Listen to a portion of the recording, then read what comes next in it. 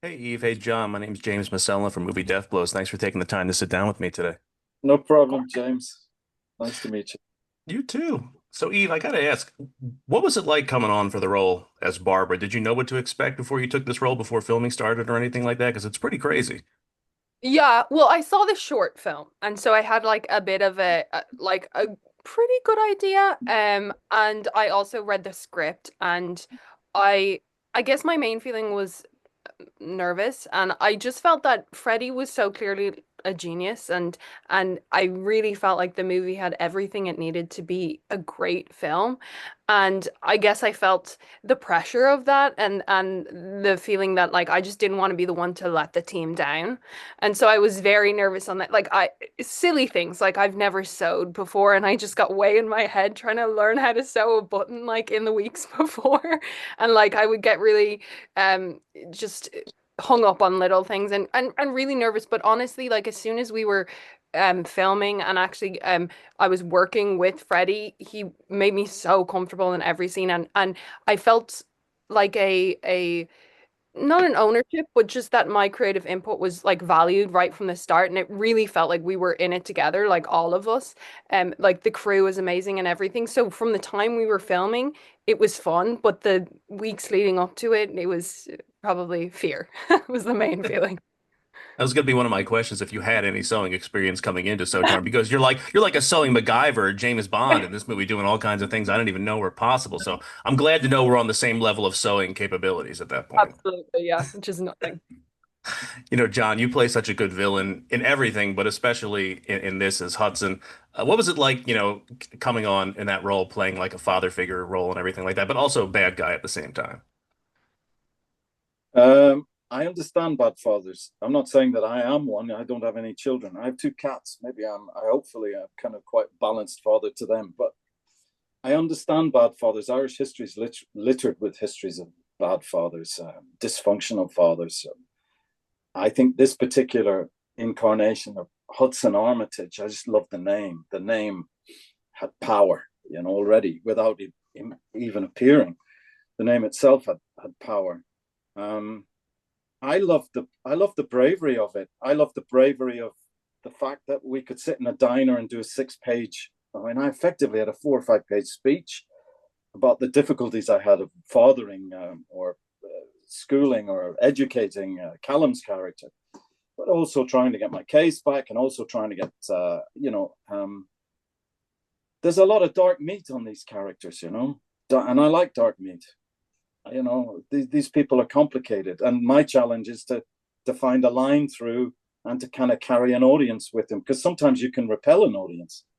They can just turn off. So my job was to try and make him as understandable as possible without losing his danger.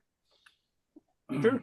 And Freddie McDonald, he wrote, he produced, he directed this movie. He's only 24 years old. John, you're 61. What's it like getting to see somebody with that much talent up and coming from the people you've gotten to work with and seen before that? It didn't bother me. No, it didn't bother me. I loved it. I was astonished at times. It's understandable. I mean, it's normal. The guy's 23. But when I really realized that he knew what he was doing was again in that diner scene, because we had a hell of a lot to do. And he set up two cameras. He filmed the scene, the big, big emotional scene between myself and Callum and Eve, who was beside me. He filmed that twice, just twice, and then moved on to Eve's dance. And I knew we'd got it. And I knew when Eve did her dance that she'd got it. And that was because of Freddie, because we all wanted to do our best for Freddie, and we all came as prepared as we could be, because we knew we were in the hands of someone special. Yeah. And that happened. The first time I met him, I remember having a conversation with him and his father on Zoom when they were interested in me in playing Hudson, and I was just taken by his how fresh he was, how open he was, and how courageous he is, and how talented he is. That's beyond doubt. Yeah, no So doubt. no, I mean, I was watching it thinking like I'm watching like a modern day Pulp Fiction or like a Guy Ritchie film just from a different perspective. I didn't have like the dialogue didn't have like that kind of twang to it, but the whole movie felt like I was watching something I had never seen before. Mhm, mhm, mhm. Eve, what was your experience like working with Freddie? Is it similar to John's? Yeah, I mean, I did a an audition on Zoom, and even and in that in my Zoom callback I had to do a version of the dance, which was kind of nerve-wracking. But Freddie just is someone who just immediately makes you feel comfortable and immediately makes you feel like he's on your team and you're on the same level and you're just trying to make something together. And I think that gives you a lot of confidence as an actor. I think he's really good at working with actors. Like a lot of us were saying the entire time we can't believe this is his first feature. Like he has a real confidence. He has so much knowledge about film, like the references that he was making and his vision for the whole film is just so clearly in his head right from the first day. And I was saying before, he was basically editing it in his mind as he was filming it. So we didn't have any, like John said, he knew when he got it. He knew when he got the shot. He knew where he was going to cut the shot. There was no extended pieces where he was like, "We'll just figure it out later." He knew in his mind already. And I'm pretty sure like after we filmed, he would be going and looking through the rushes and doing editing at the end of the day and then come straight back in at like just 5 or 6 a.m. Like he was just so dedicated and so in a good mood constantly. Like he had to have been exhausted, but he never let that show. And he was just his level of calmness and making you feel like he was in control and he could handle everything really, I think, trickled through the whole crew. And it just created a really nice environment and everyone was happy to be there. And it was just a really lovely environment to work on. And that was because of him. Yeah, no, I mean the diner scene we've talked about it a few times. It's fascinating to me. And like you said, you had to do that dance over Zoom. What was what was that like? Because that's like, you look like a zombie halfway through the thing and you're spinning around and everything like that. How did you guys come to that? That was going to be like the final thing that was going to be on film. Yeah, it's funny because I think he sent me, did he send me any references? I think he maybe said some sort of reference, but was just kind of like, we just want to see you in the initial callback. They were like, we want to see you dance. The dance is to this song, and we want the dance to be kind of weird. And we want, I think he maybe sent me one video of something, but was kind of like, do what you will. Like, Barbara's not meant to be a dancer, so we just want to see you dance. So in that initial Zoom callback, I was just kind of doing the way that I dance, kind of, with a bit more exaggerated, and they seemed happy with it. And then we didn't really talk about it again until we filmed, and we didn't rehearse it or really go through any specifics. They were just like, "We liked what you did in that initial Zoom," and then he kind of told me the areas to hit in the restaurant. But Freddie was very sure that he didn't want it to look choreographed. He knew that Barbara was not a dancer. This was a moment where she was trying to distract, and then it was an emotional moment for her. So it wasn't about looking, you know, incredible or fine-tuned. And so that gave me a bit of relief because I'm definitely not a dancer. So I think it worked out in the end. It was a little bit nerve-wracking, but yeah, I trust Freddie.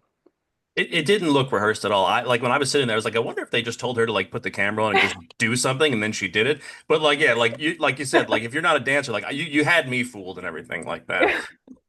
Thank you. And when I was watching it, like I'm a huge fan of like the Alien franchise, and I'm watching like there's a scene in Alien where Ian Holmes' character is revealed to be an android. And he's spinning around and doing all this stuff with his hands. That's what it reminded me of. So if that's what Oh you were my going God. for, that's what I got. Thank you. That's amazing. My mom will love that because she's a big Aliens fan, so that will make her day. We could talk for hours, but we're not going to do that, right? But John, you get to work with Callum, who plays Joshua in this movie. He's your son. What was that interpersonal experience like between you guys? Did you guys just immediately hit it off? Had you worked together before? No, we didn't, but we had tremendous respect for each other. I mean, just finished. I mean, it just happened. I think because we both saw in each other a seriousness to the material, towards the material. And I remember how Callum was in the diner scene again, but when I'm gravitating towards that scene because it involved the three of us for an intense, detailed period of time. I just loved his dedication. I could see a similar kind of dedication in him that I have. So that's to answer your question. That's what I saw when I met him. So I knew we'd be okay. It was the same with Eve when I met Eve at breakfast. I didn't know how tall she was, but I mean, sorry, but I mean, I remember her towering over me. I was like going, "How am I going to intimidate you?" It's like, "Oh, we'll be sitting down. Oh, that's okay." No, no, but it's the same when I met Eve. You can just tell. You can just tell that we were all there for the right reason, which is the good reason, which is the work. Well, now, Eve, I have Mm. to ask, how tall are you actually? I'm 5'10" exactly. Sorry, Eve. Sorry, Eve. I Oh, didn't know it's the other fine. That is side. most people's first impression of me that I'm tall. I Yes. mean, you were a Viking woman. You have to be tall, right? Exactly. Yeah. Thank you. Oh no, Well, it's not a criticism. It's a compliment. It's Oh my just God, maybe no. I'm shrinking. I Maybe didn't I'm. take it as a criticism, don't worry. I had to bring up Vikings at some point, Eva. What was it like playing Thor in that show? Because I love that show, and your character's like demise in that show led to one of my favorite scenes when Lagatha meets her demise. That's one of my favorite scenes in all of TV. So what was it like just shooting that real quick? Oh, it was amazing. Like I came on in the fifth season, so they were already everybody knew exactly what they were doing and they were so tight knit and everything, and everyone was so welcoming to me. And I think a big thing that the sets are incredible. Like walking onto they really have everything built and it really feels like you are there. Do you know what I mean? So it's kind of it's really easy to just make believe and it's fun more than anything. It was exciting. And yeah, that was one of the things where it was my first thing of doing a lot of stunts and getting to work with the people who were going on fire. Like I shockingly did not actually get put on fire, but other people did, and that was an amazing thing to see. And yeah, just it's such a well-oiled machine. Like they're everybody who worked on that show was incredible. Yeah. John, I can't have you here and not ask because we talked about Bad Fathers before, and I've been watching you play Professor Arthur Wilde for 3 seasons on the head now. Is that guy finally dead? Like, is that show going to come back? Because I feel like you guys just keep rising from the ashes to do a more interesting season every time I watch it. No, well, as far as I know, no, no.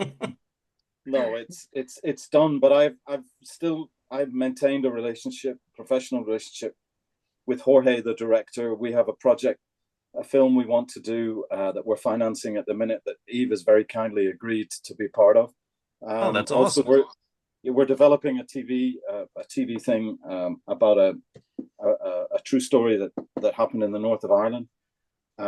So no, I think as far as the head is concerned, that's now afoot, but it's now in the bin. But um, I have other projects with Media Pro, but I had a great time doing it. It was great fun. It was crazy, mad, and really good fun to play. No, it's one of Especially, the it's one of the yeah, craziest shows I've ever seen. It's like The yeah, Thing meets like a yeah, whodunit murder or something like yeah, that. yeah, yeah. And I'm sort of this Joker kind of Machiavellian kind of crazy professor. Yeah. I've got to ask one more question to John on a previous project. You worked with M. Night Shyamalan's daughter on The Watchers. Yeah, I'm sitting in Philadelphia right now. I've met him plenty of times. I've met his daughter. My best friend Kelsey used to be his personal assistant. What was it like just getting to work with those guys on that set and that movie that I liked? I know a lot of people didn't really care for it. I happen to love I haven't seen it. I mean, because it. I'm You're not only in very it at good. the end. Yeah. Yeah, I'm only a bit. But I'm the kind of again. I'm the buried crazy professor. Yeah, I'm the crazy professor You are a speaking. terrible professor, John. Yes, yes. Getting these professor roles anyway. Um, it was wonderful to work with.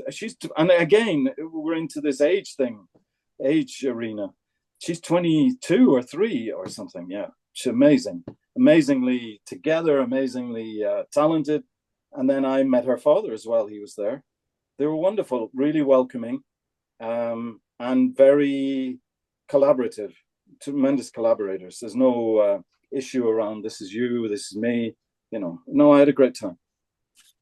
Eve, I know So Torn has been making its rounds at the film festivals for like the last year or so. Have you guys gotten to be in the audience when it's screened at South by Southwest or anything like that? Or is it just like, what's that like for you? Like watching the crowd watch you do this stuff?